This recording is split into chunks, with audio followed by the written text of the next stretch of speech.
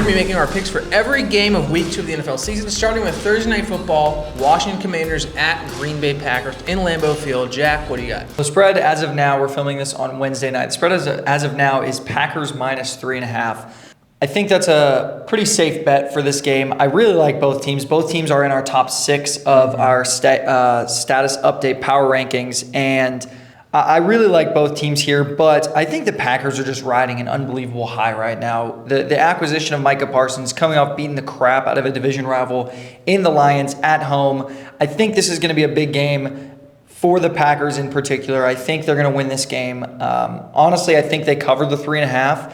I'm not gonna pick spreads a whole lot in here, but I think they're gonna cover 3.5. I think momentum's a real thing in the NFL, especially in home stadiums. This Packers team has a different energy to it. Give me the Packers. Yeah, I like the Packers as well. Micah Parsons is going to have another week in that system, and the fact that he only played, I think, 40% of the snaps, the Commanders are not going to have as much film on him in the new Packers defensive scheme. So, I mean, they do have experience playing him a lot in Dallas, but I'm assuming there's going to be a different scheme with the Packers. So I also have the Packers winning. Our first game in the Sunday 1 o'clock slate is Jags at Bengals. The Bengals are a 3.5-point favorite, and this is a game I went back and forth on. I'm curious to see what your thoughts are on this one. Yeah, I think the Jags really impressed a lot of people, even though they played the Panthers. I think the Jags impressed a lot of people in Week 1 and kind of proved that they are a competent team, much more than last season. I think they look much improved from last season, and I think the Bengals underperformed in a sense that they only beat the Browns by 1, but also overperformed in the sense that they won a Week 1 or 2 game, which is something they never do. But I'm going to pick against the grain against the grain of history, I should say here. The Bengals are historically terrible Week 1 and Week 2. I've got them going 2-0 to start this year. I'm going to take the Bengals here to beat the Jags. I know that the Jags are looking better and improving at Cincinnati. I think that the Bengals are just going to have an edge here. This team is still kind of coming together a little bit. They didn't have Trey Hendrickson for most of the offseason. Shemar Stewart they didn't have for most of the offseason. Both of them coming together, playing decent in Week 1, only going to stack upon that and get better in Week 2. Give me the Bengals. Yeah, I really wanted to pick the Jaguars here. I really wanted to see the Bengals lose so that the Steelers can be at the top of the division, but I did some digging. I looked at the PFF grades. The Jaguars' lowest rated offensive player, according to PFF, is their right tackle. And the Bengals have Trey Hendrickson and Shemar Stewart, which Shemar Stewart was their highest rated defensive player for the Bengals. And I think that's going to cause a mismatch.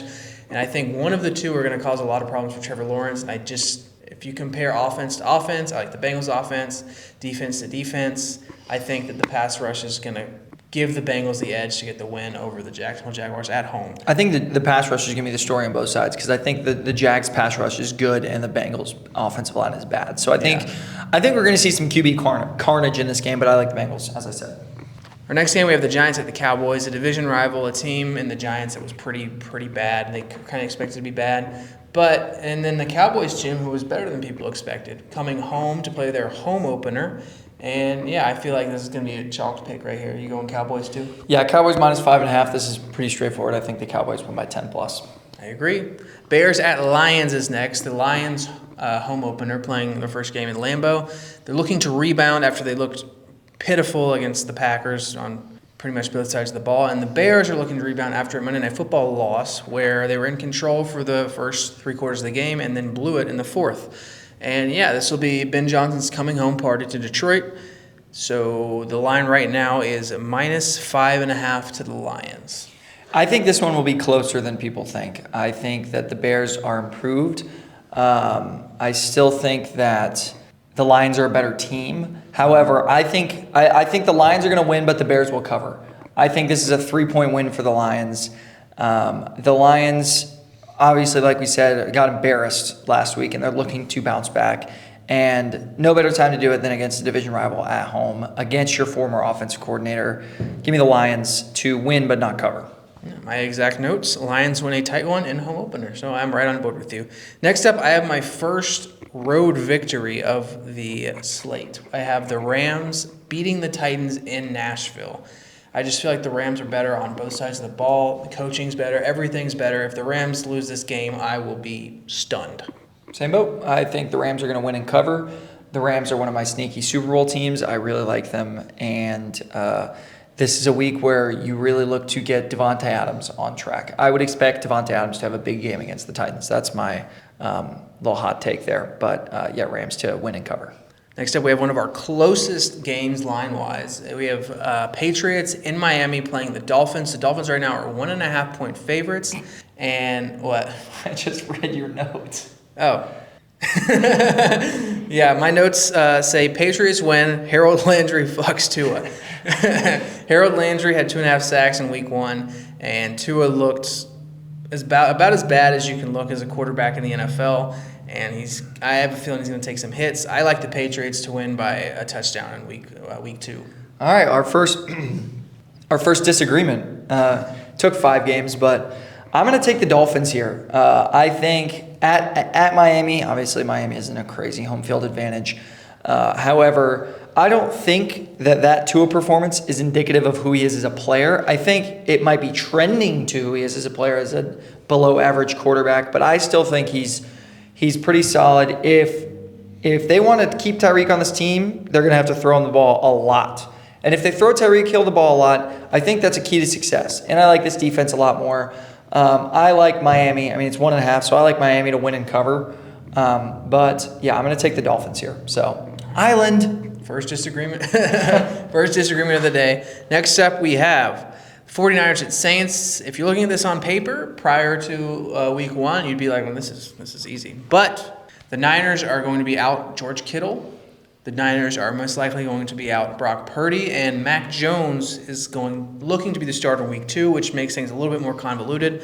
But despite this, I am picking the 49ers just based off of coaching and overall roster, even though I could go either way. To me, this is a coin flip game. I could easily see the Saints winning just because I think the Niners are going to look piss poor with Mac Jones under center. But we'll see how well Shanahan can scheme for Mac Jones. I think the Niners will get it done by a field goal. Okay. We agree and disagree because I also have the Niners by exactly a field goal. I think the Niners win but don't cover. However, I think that Kyle Shanahan's scheme, any quarterback can succeed in. It is a quarterback's safe haven. I think the Mac is back. Whatever Mac Jones's in-game yards props are, I think he's going over. I think he could throw for 275 in this game. I think that this New Orleans secondary is not good. It is very easily picked apart.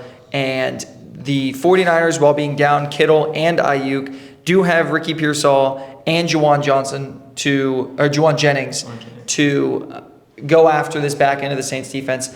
I think that I like the 49ers to win by a field goal, so win, not cover. But I think Mac Jones has a good day. I think that he will, whatever his line is on pass yards, as long as it's under like 260, I think we're hitting the over. All right. Bills at Jets. Bills, a lot of people are calling the best team in the NFL after their stunning Week 1 win against Baltimore. Going to New York to play a Jets team that surprised a lot of people in Week 1. The Bills are favored by 6.5 points. What say you, Jack? Bills win. No cover. There's my hot take. I don't think they cover. I think this Jets team's sneaky.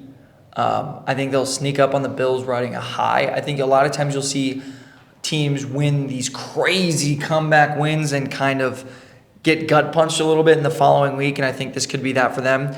It was just 2 years ago, I think, that the Jets knocked off the Bills in week 1 or 2 in New Jersey, New York, New Jersey, whatever.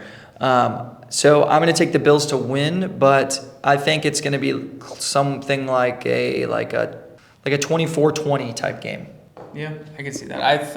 I also have the Bills, but I do think it'll be a close game, like you said. You saw how much they struggled against Derrick Henry and Lamar Jackson week 1, and you have about the closest comp to Lamar Jackson you have in the league right now in Justin Fields in week 2. Justin Fields looked like he's gained his footing in a new system and can actually deliver dimes down the field and run the ball. Breece Hall had a bit of a resurgence in week 1. He looked pretty good against the Steelers defense.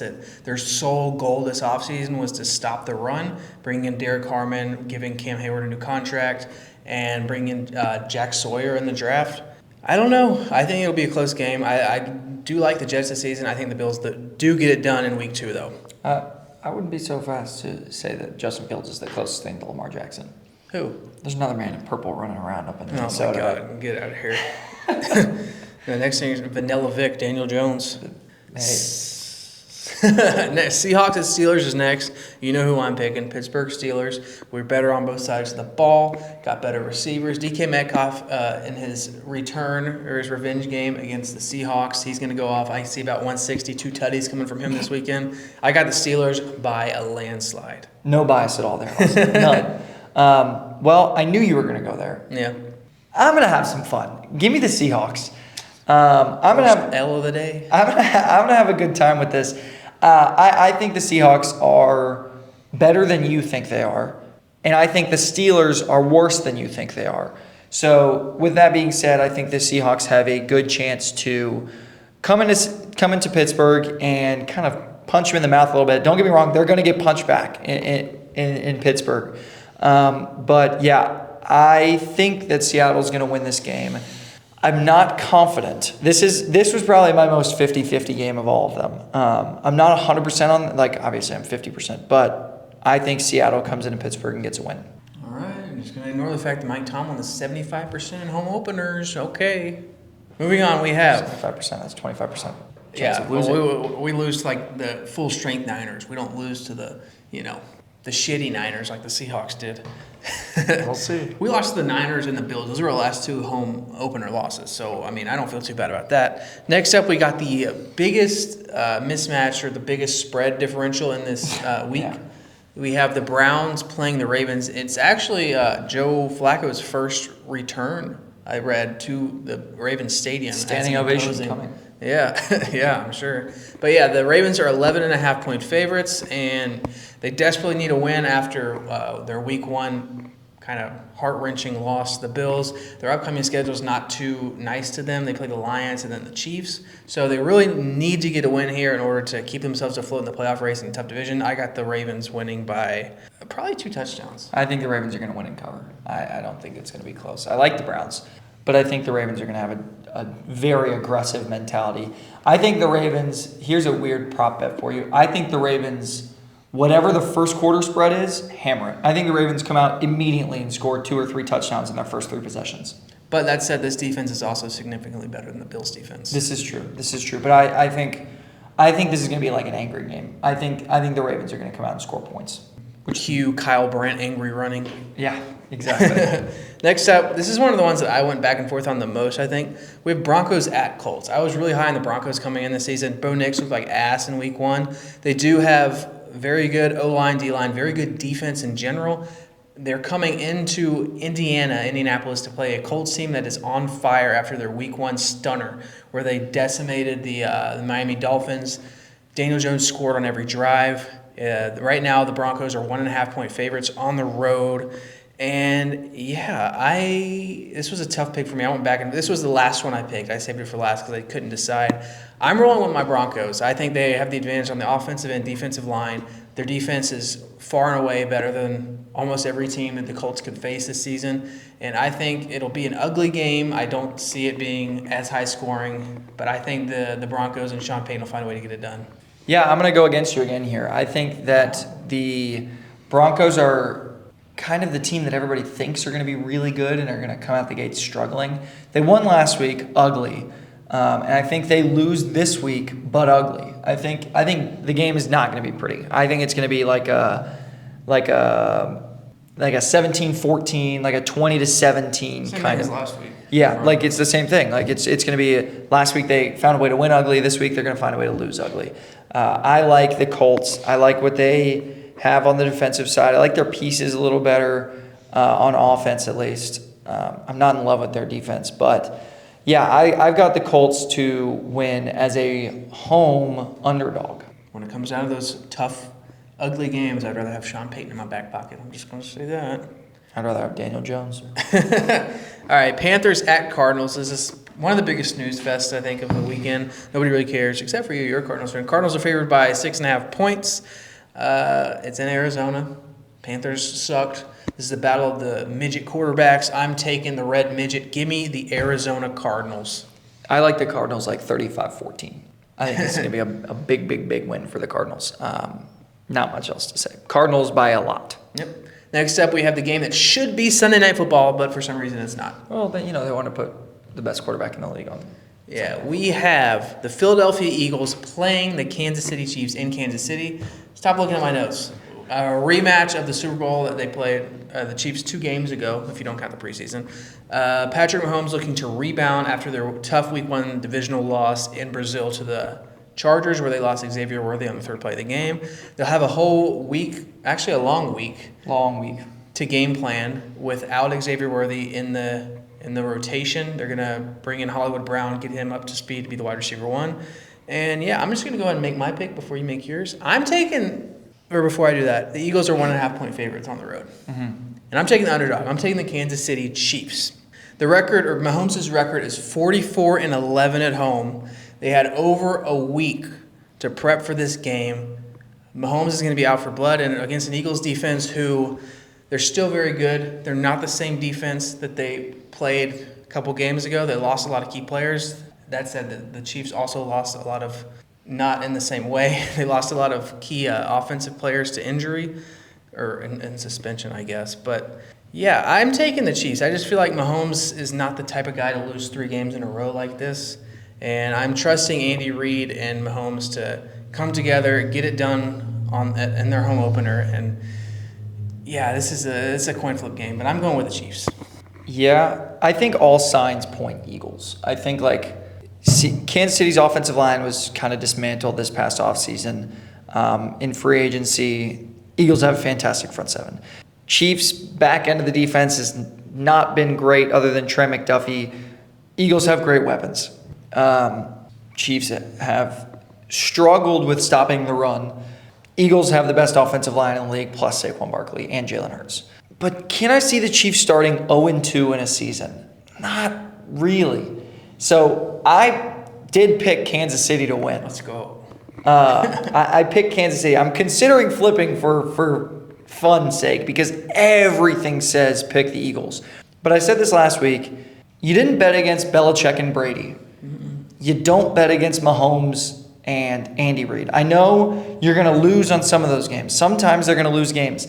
But if you bet $100 on the Chiefs to win every game, you're probably winning money at the end of the season because they're winning more games, almost double the amount of games that they're losing in a typical season. So I don't see the Chiefs starting 0-2 this season. And if we lose together. So I've got the Chiefs to win this game. Not to get on my Nick Wright train right here, but all you really have to do is go back to January. Everybody's talking shit on Mahomes right now. He's not a top 5 quarterback anymore. In January, they were saying, if you win this game, is he the greatest quarterback of all time? And now it's like, this guy's in the same boat as Aaron Rodgers. They had the same stats last season. No, this guy is the best quarterback in the league. No matter what anybody says, he will win. If you need a guy to win the game, you're not going to pick anyone over Mahomes. You're not going to pick Josh Allen. You're not going to pick Lamar Jackson. You're not going to pick Jalen Hurts. You're going to pick Patrick Mahomes, and he finds a way to win 90% of the games he plays in. I think he's going to find a way to win this one. I agree. 1A, 1B. Patrick Mahomes, J.J. McCarthy. Moving on to J.J. McCarthy, we have Sunday Night Football. The Falcons going to Minneapolis to play the Minnesota Vikings in the Vikings home opener. The Vikings stadium is loud. An atmosphere. It's one of the only few NFL stadiums I've actually been inside of. And it's the most impressive fan-wise. They go crazy in there. Penix will be, I guess it's a battle of 2024 quarterbacks in week 2 in a row. And Penix versus J.J. McCarthy. But for me, the Vikings are 3.5-point favorite. I'll let you do this one first because you're the Vikings fan. Yeah, I think if you would have asked me at 10 o'clock on Monday night, I would have picked the Falcons. But the Viking, our defense is incredible. We have a top 5 defense in the league. Andrew Van Ginkel should be on decoy watch. I think that's not me being like a super diehard Vikings fan. I really think he deserves to be in like real conversations. And just because he's white with long blonde hair, I don't think he's getting a lot of love from a lot of people. But I think that the Vikings defense is going to stuff this Falcons offense. And another week of J.J. McCarthy getting comfortable with the offensive weapons with Justin Jefferson. It's only going to get better. And as I said in our power rankings video, the Vikings are on pace to get Christian Darrisaw, our all-pro left tackle back. He's ahead of schedule from his torn ACL last season. We're expected to get him back this Sunday against the Falcons. Yet another reason, yet another thing for J.J. McCarthy to have in his favor. I like the Vikings to win and cover. 10-point win for the Vikings. Wow. I at first was a little stuck with this pick, but I got to thinking position by position, and the only edge I really give the Falcons right now is running back. I look at wide receivers, the Vikings far and away are better. I look at tight end, Vikings are better. Quarterback is kind of a wash. We don't really know either way. Defense, definitely Vikings. Coaching, I am taking Kevin O'Connell over Raheem Morris every day of the week. I don't think Raheem Morris is that good of a coach. I think Kevin O'Connell is a great coach, and I will take the great coach with the young quarterback over the mid coach with the young quarterback. Give me the Vikings. I would probably say cover the spread too, probably by a touchdown, not by 10. Moving on to we have 2 games Monday night. First one, Bucs-Texans. Texans are 2.5-point favorites at home. What do you think about this one? No peeking at my notes. The Texans were disappointing. Yes. And the Bucs were good. Still kind of, yeah. I think the Bucs showed me what I needed to see from them to think that they're a good football team. Yeah. And the Texans did the opposite. I thought they were decent, and they showed me that they're mid in week 1, obviously, against a very good team. So everything that we say, by the way, in this first week is going to be an exaggeration and an overreaction because we've seen 1 week of football. Except for the Steelers take. Yes, and J.J. McCarthy being the MVP. But I don't care where the game is. I'm taking Tampa Bay to win and cover. I would expect them to score a lot of points, and Houston just can't keep up offensively. Tampa Bay has a good front 7, and Houston has a terrible front 5 on the offensive side, and I would expect them to get after C.J. Stroud. And if they win, it's going to be on some C.J. Stroud magic. But I like the Bucs to win. I think we're gonna have a lot of the same picks here. I also took the Bucs as a road underdog. I went position by position like I did with the Falcons and the Vikings, and I feel like they're better at almost every position. I think the Texans' defense has the edge, but I think the Bucs have a better quarterback. I think cumulatively, wide receiver wise, the Bucs are better. I think Amika proved himself to be a very, very good wide receiver 2, which right now Maybe wide receiver 1. Right now right now the Texans are kind of missing now that Tank's gone. Nico is their clear number 1 guy, but they lost Stephon Diggs. Tank Dell's gone, and who's their other guy? John Mechie. John Mechie got traded to the Eagles. They don't really have a third guy. Yeah, they don't have nobody. And I think Joe Did Mixon. you say Tank Dell? Tank Dell's hurt. Yeah, he's out. Yeah. And Joe Mixon is still out. Nick Chubb is the workhorse back, so I'm taking Bucky Irving over injured Nick Chubb. And yeah, I'm taking the Bucs. I think they win pretty handily, touchdown or more. Last game of the slate. Jack's Los Angeles Chargers travel. Every other team is my team. Travel to Las Vegas to play, I guess you would say, my Raiders. Raiders right now are 3.5-point home underdogs. And yeah, I think the story of this year is going to be about that Raiders offensive line. And unfortunately, reluctantly, I am going to roll with the Los Angeles Chargers. They're more talented, got the edge at quarterback. Momentum. They both have momentum. They both are 1-0. One momentum's a little bigger than the other. Yeah, and the Chargers are also coming off of a long week of rest. They played on Friday, so they had an extra 2 days to prep for the Raiders. And yeah, I think the Chargers win probably by a touchdown as well.